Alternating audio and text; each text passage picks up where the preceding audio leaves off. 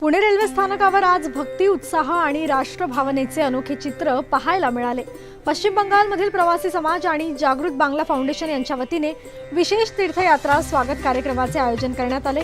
पश्चिम बंगालकडे रवाना होणाऱ्या सुमारे 1500 भाविकांचे पुणे स्थानकावर भव्य स्वागत करण्यात आले।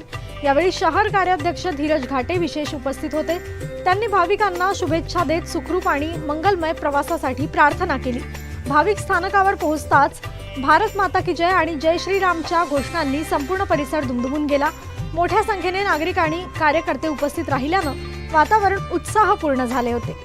समाजात एकात्मता वाढवणे, धार्मिक भावना दृढ करणे आणि सांस्कृतिक परंपरा जपणे हा या कार्यक्रमामागील मुख्य उद्देश असल्याचे आयोजकांनी सांगितले।